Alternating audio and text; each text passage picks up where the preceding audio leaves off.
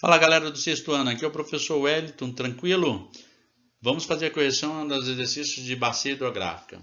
Vamos lá então. Primeira questão, explique com suas palavras o ciclo hidrológico. Ou podemos falar o ciclo da água também, que vocês já estudaram antes, como ciclo da água, tá? O ciclo hidrológico é a circulação entre a água, que ocorre entre a litosfera e a atmosfera, e que está relacionado à distribuição de energia emitida pelo Sol sobre a superfície da Terra. São 4 etapas: a evaporação da água dos oceanos, dos mares, lagos e rios, e a transpiração da vegetação, que colocam o vapor da água em suspensão no ar.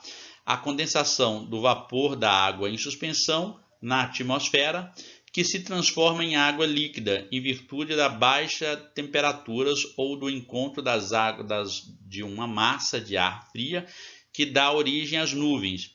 Precipitação, na qual a água condensa no ar, volta à superfície terrestre sobre a formação de chuva, granizo, neve, em virtude da saturação.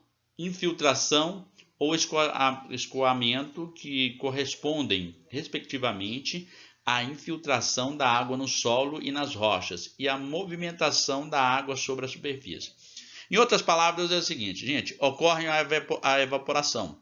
Então, a água está aqui dos oceanos, rios, e também a transpiração, que é das plantas, é a evaporação de líquido das plantas, sobe para a atmosfera, formando aí uma condensação de vapores de água, que fica no ar, que nós chamamos de nuvens. Isso é um vapor quente, a água está em estado de vapor. Quando ela encontra com uma massa fria, ela ocorre a precipitação. O que é a precipitação? A chuva, porque aí o vapor que está o líquido que está em forma de vapor, ele passa do estado de vapor para o estado líquido e começa a chover. Essa água é infiltrada pelo solo, pela terra, indo aí para os lençóis freáticos, ou ela cai e começa a escorrer, indo em direção aos rios, os oceanos e etc. Tá? Então, essa é a número 1. 2. Por que a ação da água da chuva sobre o solo e as rochas é maior nas áreas sem cobertura vegetal? A vegetação contribui para a fixação do solo, mas dependendo da intensidade da chuva, dos tipos de solo e rochas, mesmo com a cobertura vegetal, pode ocorrer o deslizamento. Por quê? Os vegetais, as plantas, absorvem a água um pouco e dificulta que o solo se movimente. Mas às vezes há um encharcamento do solo tão grande que o solo fica tão mole, vai virando lama e ele escorre. Principalmente nessas montanhas ou serras, por exemplo, começa a escorrer. Isso ocorre muito nas favelas, por exemplo, como o pessoal vai desmatando e aí o solo não tem proteção, começa a escorrer água com grande intensidade e aí compromete lá, provocando aí grandes acidentes, tá? Porque começa a água a escorrer e vai levando lama para cima das barracas, etc. Vamos lá. 3. Observe a ilustração abaixo e em seguida faça o que se pede. Então nós estamos vendo aqui um lago, alguns nascentes, rios principais, seus afluentes, e aí chega até o mar. A porção do vale fluvial marcado com a letra A, B e C corresponde a que parte do curso fluvial? O curso superior em grande altitude, B, médio em declive, C, inferior de baixa altitude. B, de que tipo é a foz desse rio? Explique sua resposta. A foz em estuário, pois tem um único grande canal longo que não favorece a circulação de sedimentos, permitindo que a água do mar avance por ela.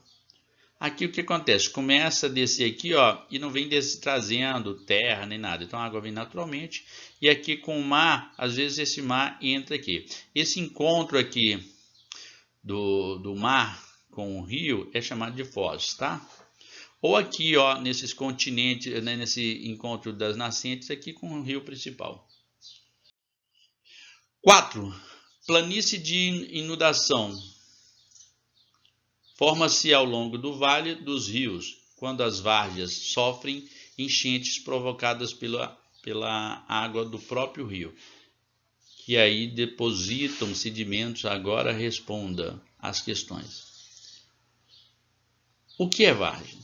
Várzea é a área abaixo e relativamente plana das margens do rio e inundada nas cheias.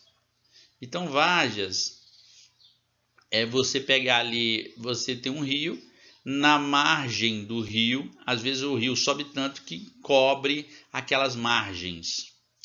Isso é as várzeas, né? Fica ali inundado ali.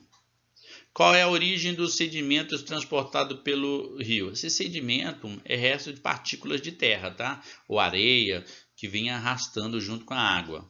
Geralmente se origina da erosão das margens das vertentes e dos detritos importados pelas enxurradas que alcançam o vale fluvial. Então aquela água vai descendo com muita força e ela vai batendo nos barrancos e levando sedimentos de terra. Por isso que fica aquela água meio vermelha, né, cor de lama. Existe relação entre o sedimento das planícies de inundação e as práticas de agricultura? Cite exemplo.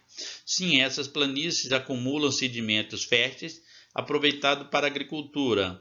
É o caso do Rio São Francisco no Brasil. Tá? No Rio Nilo também tinha muito isso. Quando inundava, aí aqui trazia muitos sedimentos de plantas que servia como adubo. Então a terra ficava muito adubada e ali eles usavam para fazer plantações. Tá? O que são divisores de água? Cite um exemplo. São elevações de relevo, seja as de pequena altitude ou as de elevadas altitudes, que se formam entre os rios ou entre as bacias hidrográficas, individualizando-os. Um exemplo de Brasil é a Serra do Pinhaço, em Minas Gerais. É o divisor de água entre a Bacia do São Francisco e a Bacia Costeira do Nordeste Ocidental, formada pelo rio Jequitinhonha. Tá? Galera, para você ter uma ideia aqui legal, deixa eu ver se eu consigo